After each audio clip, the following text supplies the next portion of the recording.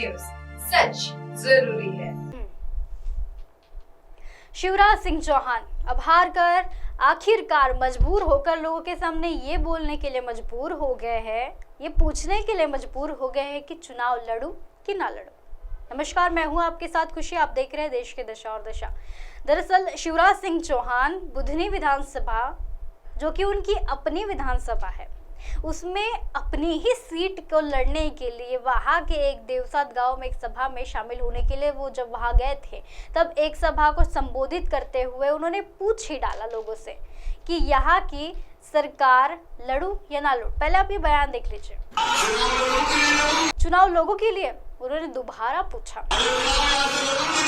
कहीं ना कहीं चौहान साहब ने अपनी हार को स्वीकार ही कर लिया है और उनके इस तरह के भाषण, इस तरह की बातें, इस तरह का सबूत है कि शिवराज सिंह अब हार रहे हैं।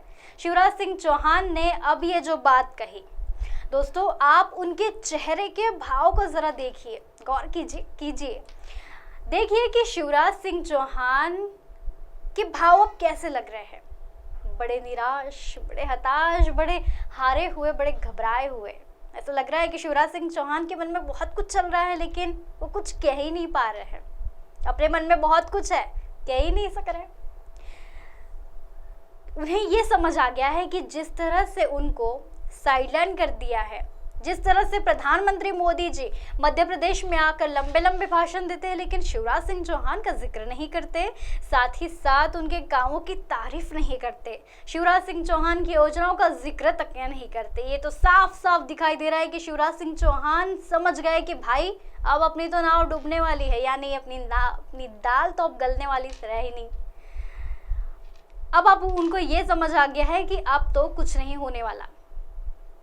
अब सोचिए कि क्या मजबूरी रही होगी और कितनी मजबूरी रही हो कि अपनी ही बुधनी विधानसभा सीट के विधायक जो है, उन्हें अपनी ही सीट के लिए मारामारी करनी पड़ रही है। उनको अपनी ही सीट के लिए अपने ही क्षेत्र के लोगों से यह पूछना पड़ रहा है कि शिवराज सिंह चौहान की मजबूरी को जरा समझिए, देखिए, जरा दया कीजिए, समझिए कि वो किस तरह की, किस समय में, परिस्थिति में है, किस परिस्थितियों का उन्हें सामना करना पड़ रहा है। शिवराज सिंह चौहान चुनाव लड़े या ना लड़े, ये बातें तो अब दोनों बराबर की हो गई है। यह बातें शिवराज सिंह चौहान अब समझ गए हैं। अच्छा, एक तो बात ये साइड में रह गई, लेकिन दूसरी बात ये कि शिवराज सिंह चौहान का ये जो भाषण आपने देखा है, आपने जो सुना है, ये भाषण में वो कितने उनके भाव निकलते नजर आ रहे हैं। उनके मुख के पीछे से एक बड़ा कारण है। तो इन भाषणों के पीछे आखिर क्या कारण होगा, ये भी जानना बहुत ज़रूरी है और ये भी मैं आपको बताऊंगी। लेकिन पहले ये समझ लीजिए कि शिवराज सिंह चौहान इस पर किस तरीके से परिस्थितियों से अब गुजर रहे होंगे, किस परिस्थितियों का उन्हें सामना करना पड़ रहा होगा। अभी कुछ ही दिनों पहले शिवराज सिंह चौहान एक सभा में शामिल हुए थे, तब उन्होंने ये एक और बयान दिया था कि ऐसा है भैया कि भैया ऐसा तो नहीं मिलेगा और जब चला जाएगा तो बड़ा याद आऊंगा। अब आप सोचिए कि ऐसी बातें आखिर कौन करता है और कब करता है। चलिए उदाहरण के तौर पर समझिए कि आपके घर में आपके मामा आते हैं और आपके मामा को कहीं बड़ी दूर जाना है, मतलब अभी बड़ी दूरी की लंबी तय करनी है, 45 साल और वो नज़र नहीं आने वाले, और तब वो आपको क्या कहेंगे कि बेटा आपका मामा बहुत अच्छा है, चला जाऊंगा ना तो बहुत याद आऊंगा, ऐसे ही कहते हैं ना।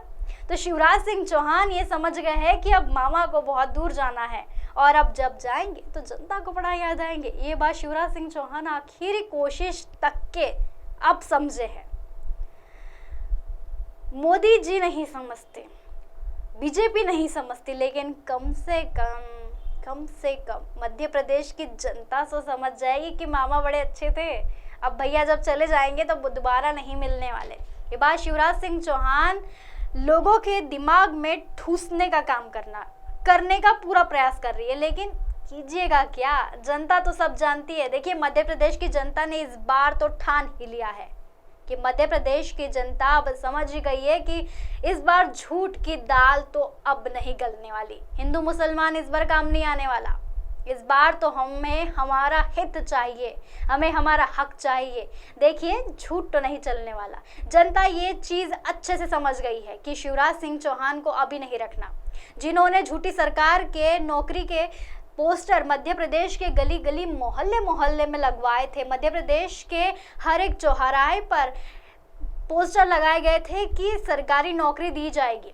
अब सोचिए कि मध्य प्रदेश के कहीं और के लोगों ने नहीं, मध्य प्रदेश के खुद टीचर ने ही इस रिपोर्ट को एक्सपोज कर दिया था। शिवराज सिंह चौहान ये वही शिवराज सिंह चौहान है जिन पर कांग्रेस के अखंड भ्रष्टाचार में डूबने का या डुबाने का आरोप लगा रही थी।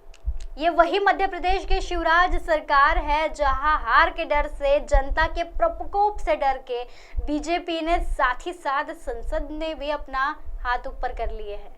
और अब तो जो लोग शिवराज सिंह चौहान के नाम से खुद को वाहवाही दिलवा रहे थे, वही शिवराज सिंह चौहान का नाम लेने से भी आजकल कतरा रहे हैं। अब सोचिए कि क्या गंभीर परिस्थिति होगी शिवराज सिंह चौहान की। देखिए, झूठ तो कहीं नहीं चलने वाला। जनता पूरे 5 सालों में किए गए सारे कामों का हिसाब तो 5 साल के बाद तो लेती है। अब ये तो दिखने लगा है कि शिवराज सिंह चौहान ने क्या क्या काम किए, क्या क्या अच्छा किए। ये तो अब किसी को बताने की तो ज़रूरत है नहीं, क्योंकि जनता अब खुद समझ चुकी है कि आखिर विधायक रखने में और यानी कि मध्य प्रदेश में जिस तरह की सरकार अब चल रही है, जिस तरह की सरकार अभी कार्यरत पर है, उस तरह की तो सरकार इसके बाद कोई भी साल नहीं लानी है। ये तो सब जनता अब समझ चुकी है। तो अभी जनता के दिमाग में आप चाहे कुछ भी ठूसने का बात कीजिए, मैं बात सीधी सीधी शिवराज सिंह चौहान से कर रही कि आप जनता के दिमाग में कुछ भी डालने का, ठूसने का काम कीजिए। जनता ये समझ चुकी है कि अब दाल किसकी गलानी है। बने रहिए एमएनएस न्यूज़ नेटवर्क के साथ।